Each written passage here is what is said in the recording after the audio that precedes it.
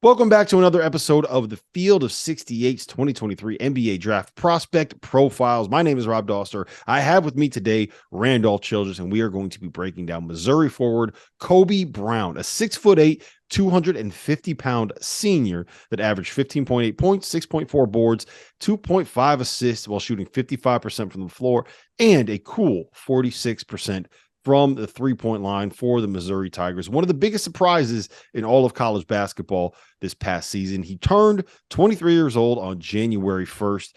He's projected by most places as kind of like a mid-second round pick, somewhere in the 40s. I like him as a player. I don't know if I like him as an NBA player. Randolph, let's start with this. One of the things that I've seen kind of pop up as a trend in the NBA over the last 3 to 5 years has been these guys that are kind of ball handlers, point forwards, Kyle Andersons, Bam Adebayos, different positions bringing the ball up that allows some of your smaller players to just kind of go be a bucket getter. Can you see Kobe Brown filling a role similar to that at the next level? Rob, you're going to think I'm crazy when I say this. I think he's a guy that's going to get in workouts and blow up.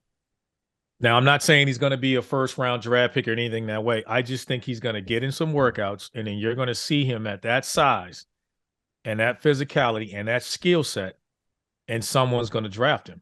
I think they will. Now, where in the second round he goes, I don't know. But, again, you're talking about a guy physically ready, improved three-point shooting, with Dennis Gates' system coming in there, turn things around and showed his mettle. For Missouri, I like him a lot. I think when he gets, like I said, he gets in front of teams at these workouts, I think you're going to see a guy and see intrigue. I think he's going to blow up in his drafts and be a middle, it could be even early second round draft pick with him. So yes, I'm a fan. I'm a huge fan of his, and I expect his name to be called relatively early in the first half of the second round. Yeah, I kind of agree. I just wonder if he was kind of like a bully ball guy, right? Mm-hmm. Like he didn't Mm-hmm. one of the scouts on him from talking with people that coached against him in the SEC was that you didn't really have to worry about him with his back to the basket, right? He's just going to try to bully you over. He's not a guy with a ton of post moves. He's more of like a face you up from like 17 feet out. I just worry about whether or not he is a good enough passer to play that role. The thing about a guy like, I'm going to keep going back to Kyle Anderson because he's another slow-footed 6'9" guy where we had these very questions about him at the next level. Kyle Anderson is a terrific passer. Right. He's a point guard at 6'9" that moves about the way he's about as athletic as I am, which should tell you about what Kyle Anderson is. I don't. Do you see that with Kobe Brown? No, he's not Jarris Walker. I think Jarris Walker has that skill set, and he's you would look at a guy like that and kind of that similar physical frame, and now what you're saying with him, I don't think there's any question. I just think he shoots it better than Walker, Walker. So, again, he just knows what he is, and I wouldn't put him in that situation. I mean, just other than catching, shooting it, moving it. I don't worry about his back to the basket as much because no one is really effective doing that. You just want to elevate over a smaller guy and shoot over him, and that he can do. So, but I think he'll get in the workout. I think teams will fall in love with him, and someone will draft him in the second round because of he again. I think it goes a long way when you're able to you know what you are, and you can always tell that guys know what they are when they're shooting. The guy's nearly shooting 55% from the floor, and nearly 45 from three. Like that's not. I wonder how many draft picks in this draft that's eligible can say they're shooting 55% from the floor and 45 from three. What I think is really interesting is that he went from a guy that never shot better than 25% from three. Significant improved threes. To shooting 45% this year while shooting the most threes that he could. And to me, that kind of says you got a coach that figured out how to use them the right way. Yep. Right. So that I think that is something that's relevant here as well. All right, let me ask you this. The defensive end. I don't think that he is a good enough player offensively to be a liability defensively, right? I agree. I also don't know if he's quite athletic enough to be someone that is going to be able to be super switchable, right? Like you're 6'8", 250 pounds. There's not very many guys that are 6'8", 250 pounds that could switch out onto NBA guards and stay in front of them. So is this a situation where you want to see him lose a little bit of weight? What do you think of him on that end? I think he's a decent athlete at least, and I think he has to. We'll see. You have to. Is there a want to stay in front of the basketball, right? Mm-hmm. I'm watching the Boston Celtics switch with Al Horford. Like, come on. Mhm. And they put Al Horford in front of the ball. So is there a will and a want to? The first thing, but again, that's a lot of weight, and getting in front of certain NBA guards is always tough. I mean, some of these guys are just special, you know, this time of year. But can Yeah, he you're do it? I right. think That's he always can. funny. It's like, can Yeah, he stay in front of John Morant? Well, yeah. no, Like nobody's staying in nobody's front of staying. Ja Morant. Like, can he switch and guard Steph? Yeah, nobody can switch and guard Steph. So, I think if he's a willing defender, which I think he will be, I mean, you'll be amazed. I think those are things that he could do. Mhm. How well can he do it? I think he's a decent enough athlete. I don't think he's a poor athlete. I don't think he's so limited where we're sitting here going, there's no way he cannot do it. I think he can be a willing defender. How versatile? Against like we just said, nobody's guard Ja. We're not switching those guys, but can he cut him off, stay in front of a guy so a dribble or two? I think he can.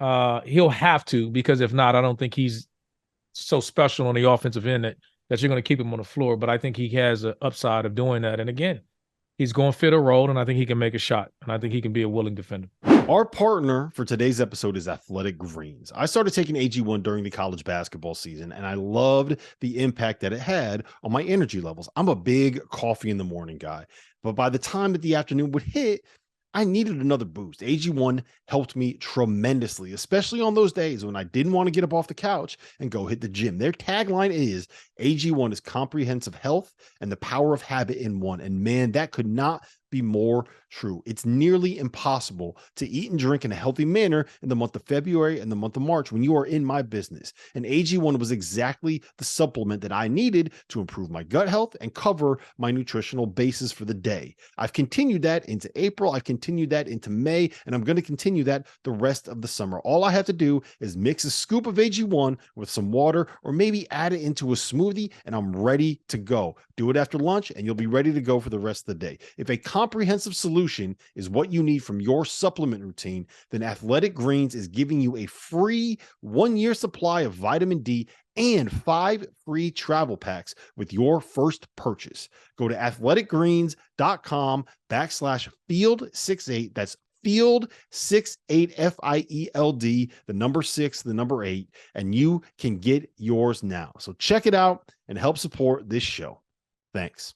I think he's a guy where his age has actually worked to a benefit for him. Yes. And especially in this draft, right? Like a lot of the time when you're talking about the high upside guys, being 19 versus being 18 versus being 20, like there's a massive difference on where guys project you, how good they think you could end up being, what your ceiling is, all that.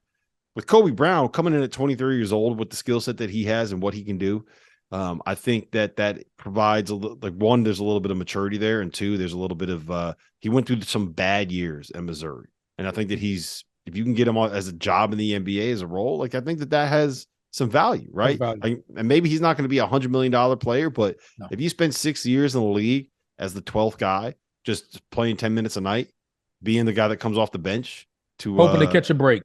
Yeah, that's all he is. Just getting on a roster, hoping you catch a break. Somebody get injured, you go to a bad team. They're just trying to throw guys out there to see. He's mature enough that if he was at an OKC type of situation that he could go out there, you may not feel like, hey, I'm just throwing another 18-year-old kid out here, 19-year-old to give him some minutes. He's mature enough to figure that out. If he's veteran, he's old enough to know, hey, I'm gonna sit here, wait, pay my dues. If I get an opportunity, if my number's called, I'll go out there and give it a shot and see how it goes. So I think there's there's a lot to say about him considering what happened, under Coach Gates with him. And again, he's another big guy that I don't think he's as versatile as Keontae Johnson can be, but I like what he is. And again, I'm big on guys that know what they are. And some of these teams in the draft can't wait on 18, 19-year-old kids. Unless you're special or in a really bad situation, there's not a lot of teams that can wait. He's a guy that can come in and you could say, this is the role I see for you. He's going to buy into it, accept it, and just be a part of your team. He's not going to move the needle anyway in that aspect of it, but he knows what he is and he can be effective doing it. And there's a place for that. Like, coaching in the NBA, teams don't have time to wait 3 and 4 and 5 years for guys to look at Houston. Look at that's trickling down into college now. You're no longer getting 4 years. So here's a name for you, and tell me what you think about this. Georges Niang, a guy that came in not not known as the best athlete, not known as a guy in the best shape, someone where there's very real questions about what he can be defensively, has hung around as like the 8th guy off the bench for the Sixers for like almost a decade now. I think he's been in the NBA for 8 years. Made a very nice living for himself, is probably never going to have to work again once he ends up leaving the league. And he's found a way to just be a good NBA player. Well, maybe good is too strong, but like he's good in his role as an NBA player. I mentioned Kyle Anderson earlier. What I will say about both those guys is I think they both have an elite skill. Niang is an elite shooter and an elite kind of like one-on-one mid-post, kind of like he's got an old man's game, and I don't know if there's anybody with a better old man's game than him. Kyle Anderson is an elite passer and a guy that you can kind of do these like nifty 4 or 5 ball screens and get creative with. Do you see Kobe Brown kind of slotting into that elite something role? Maybe it's just an elite shooter. Can he be that? Because I think he has to be. You got to have one skill that's better. He has to do it to stick around. He has to be elite at something. You got to have an elite skill to stick around. I mean, but what he also has is he has size.